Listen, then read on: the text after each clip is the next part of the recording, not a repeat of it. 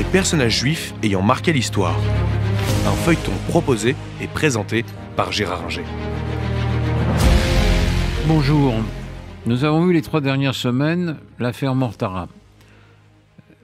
Immédiatement, quand j'ai vu le film de Bellocchio, L'Enlèvement, j'ai pensé à une autre affaire plus proche de nous qui est l'affaire Finali, qui se déroule non pas dans les États du Pape au XIXe siècle, mais en France entre les années 40 et 50, 1940-1950. Donc, beaucoup plus proche de nous et qui a marqué également les esprits par l'importance qu'elle a pu prendre. Alors, qu'est-ce que c'est que l'affaire Finali ? Bien, elle est différente, naturellement, dans son contexte de l'affaire Mortara.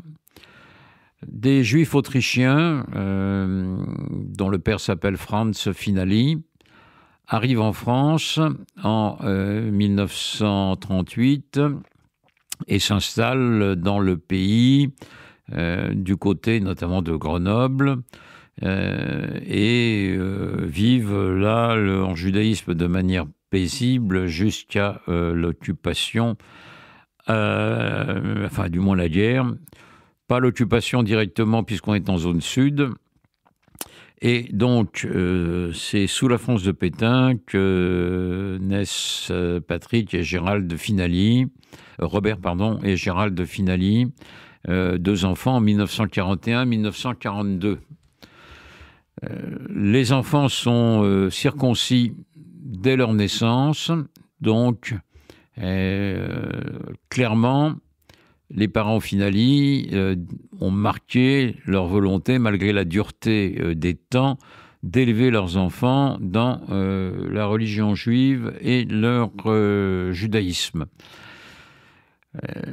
En 1942, les choses s'aggravent. La zone sud est occupée en novembre 1942 à la suite de l'occupation de l'Afrique du Nord par les Alliés. Jusqu'en 1943 sont les Italiens, mais après, les Italiens qui occupent la zone et qui laissent les Juifs à peu près tranquilles.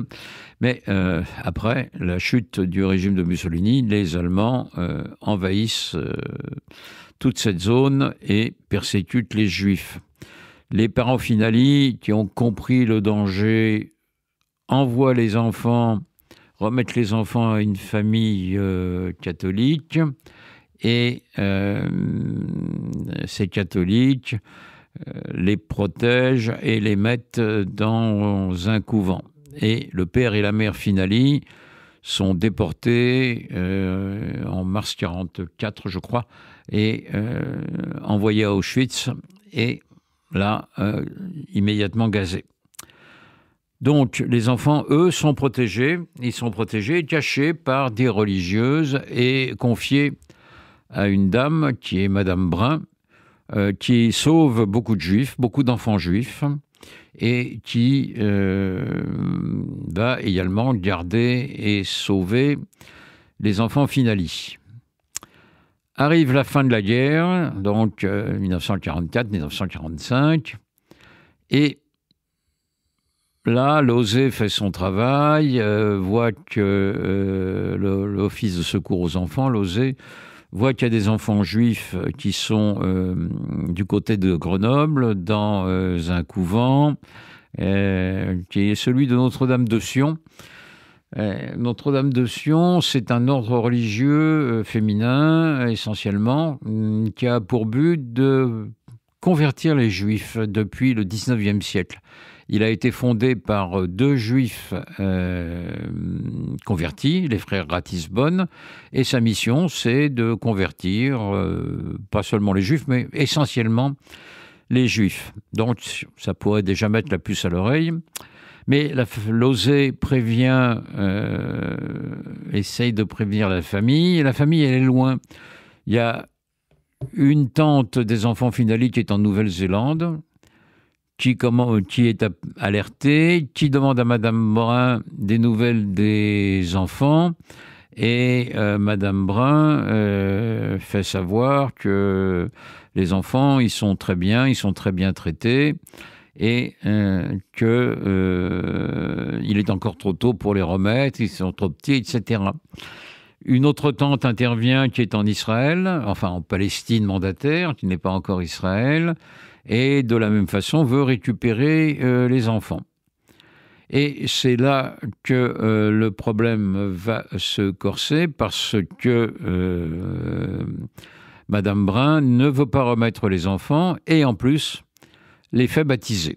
Donc on se retrouve là dans un cas à la fois tout à fait différent et semblable à l'affaire Mortara, des enfants juifs baptisés à l'insu et contre le gré de ce qui reste de leur famille pour l'affaire Finali. Donc là, on va se retrouver à nouveau dans un conflit entre les Juifs et l'Église, mais on n'est pas dans les États du pape, on est en France d'une république laïque, la France de 1945, et le climat n'est pas exactement le même. Donc nous allons voir la semaine prochaine ce qu'il arrive des enfants Finali. C'était Les personnages juifs ayant marqué l'histoire, un feuilleton proposé et présenté par Gérard Inger.